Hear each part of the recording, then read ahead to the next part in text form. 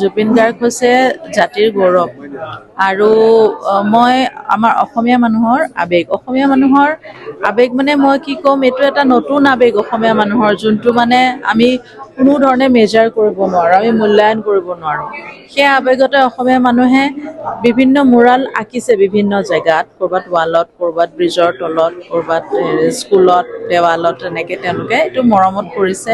মই ভাবোঁ এইটো এটা মৰমৰ প্ৰকাশ, মানুহৰ আৱেগৰ প্ৰকাশ, আৰু যাক তাক নাই কৰা। তেওঁলোকে আমাৰ জাতিৰ গৌৰৱ। জুবিন গাৰ্গ যি বিশ্ব মানচিত্ৰত গোটেই অসমখন জিলিকাই থৈছে।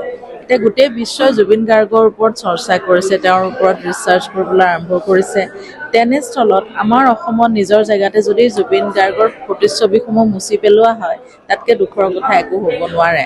চ' বহুত দুখ পাইছোঁ এইটো দেখি। মই ভাবোঁ তেওঁৰ ফটোখিনিয়ে এনেকুৱা ধৰণৰ কিবা অসুবিধা কৰিছে বুলি মই নাভাবোঁ। আৰু এইখিনি গোটেই ফেনখিনি, অনুৰাগীখিনিয়ে নিজৰ আৱেগেৰে অংকন কৰা চিত্ৰ, সেইটো কোনেও কাকো স্পনচৰ কৰি জোৰ কৰি অঁকা বস্তু নহয়, সেইটো স্বতঃস্ফূৰ্তভাৱে চবেই কৰিছে। গতিকে তাত যথেষ্ট আৱেগ আৰু সন্মান, মৰম জড়িত হৈ আছে। এই কথাখিনি যাতে যত্ন লয় প্ৰশাসনে, সেইটোৱে মই বিচাৰিম আৰু সিমানে।